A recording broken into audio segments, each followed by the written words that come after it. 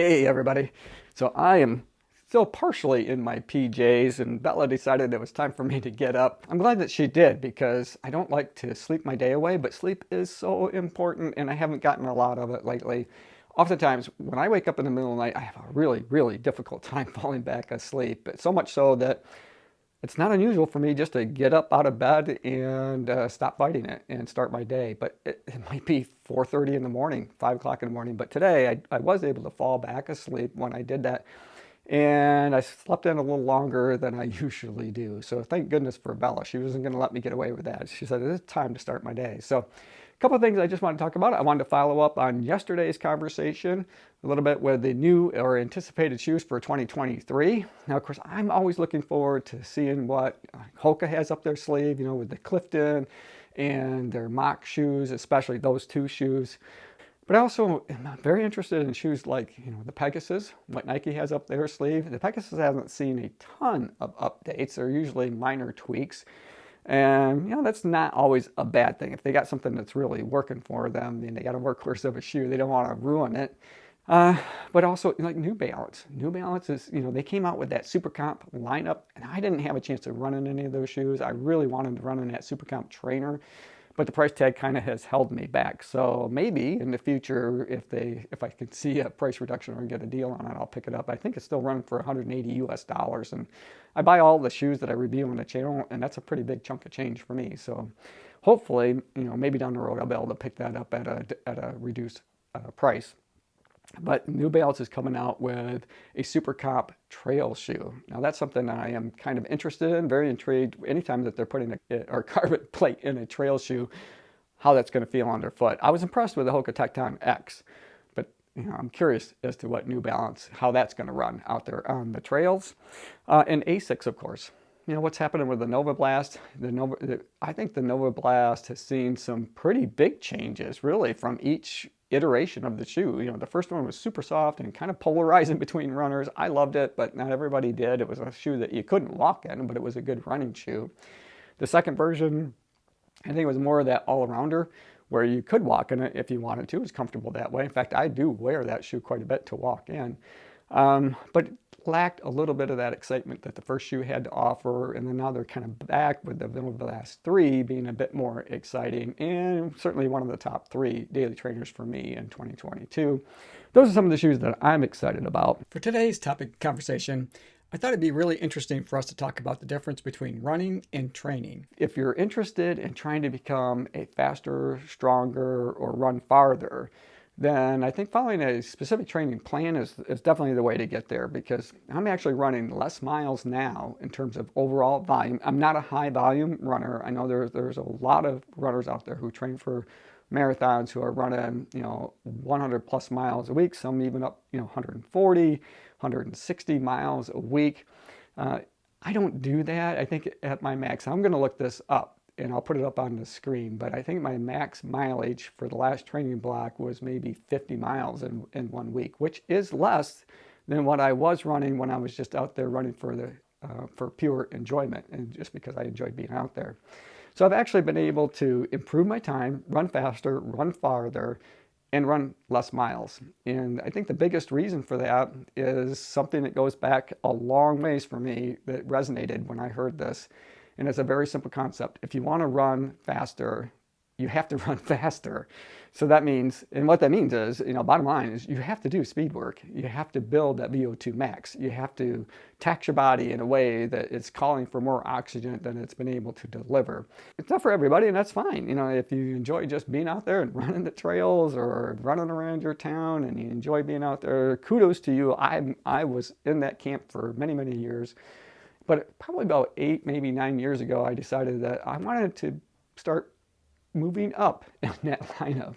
I wanted to be toward the front of the pack. When the gun goes off, I want to be lined up right at the start of the race and have a spot there where I've earned it. And so that's really what I've been working on, is just trying to improve my overall time and my distance, being able to run farther and enjoy it, you know, enjoy that experience. So, but I'm not trying to reinvent the wheel. And I found that, you know, the programs that I'm following, which is somewhat of a seesaw, maybe not seesaw, maybe more of a roller coaster, right? So you start out at a very low mileage. I think the very first time was in the 20s, 20 mile, 28 miles, something like that this first week. But then it'll kind of go up and then it'll dip down a little, and then it'll go up and then it'll dip down a little bit until I get to the peak, which in this training block will be probably no more than 50 miles in 1 week. And that's real doable for somebody like myself who's put a lot of mileage on my body already, and it's just more difficult for me to withstand all of the pounding of the pavement. So what are your thoughts about training versus just out running for enjoyment? There's no wrong answer. I absolutely love doing both of those things, and there's plenty of times when I feel like I'm just out running for the pure enjoyment of running, and that's awesome. But when it comes to running a training block, I've certainly seen a difference in my overall fitness and in my placement on race day. Okay, so I've got some boxes to open here. I'll set my little thing aside. It's always great when I get something that shows up. It's like Christmas. I don't always know what's coming. And oh, awesome. So Soundpeats sent me a couple new earbuds to try, so I'm excited to give that a go. Hopefully they have some pass-through modes, because then I can use them around town. Without pass-through or that transparency type of mode where I can hear oncoming traffic, that I'm more relegated to using these indoors, maybe working out or out on the trails where I don't have to worry about oncoming traffic so much. So I'm going to be checking that out, and be reviewing these on the channel here real soon. All right, it's time for me to maybe get out of my pajamas and start my warm-up for today. Still got to go through my mobility stuff. Something that I have to start doing a little better of is doing my weight training. I've done a few sessions, but I need to be more consistent about that. So that's something I do need to keep on. And along those lines, you probably can't see it in the camera shot. See if I can pick this up. This box is mammoth, right? So this is my jump box that finally arrived. About, gosh, it took like a month for it to get here. Judging from the size of the box, it might be one of those things where maybe I overestimated. I should have got a smaller box, because if I'm going to be jumping on top of this thing at my age, if I fall, I might break a hip. I don't know. So I might have to start a little bit smaller for me and doing some of those plyo box types of exercises. All right, I need to get into it because I've got to go out and hit the trails today. I'm super looking forward to it. I'm going to be back out basically running the same route that I've been running, but I'm going to be trying something a little bit different too in terms of camera work. I want to take my GoPro and my Insta360, because at some point I want to film one of my runs so that not just myself can use it, maybe and have it on my TV while I run on the treadmill when winter finally gets here. But I thought it'd be fun just to share one of my runs around maybe the state park that I talk about quite a bit. All right, I'm going to get into it. So we are here, and I'm wearing a chest strap today to monitor my heart rate, but it already feels like it's going to end up down around my belly button before too long. So I almost wish that it had some kind of like suspenders to it, because it just feels like it keeps sliding down. All right, I'm gonna go give this a try. Have a little fun today.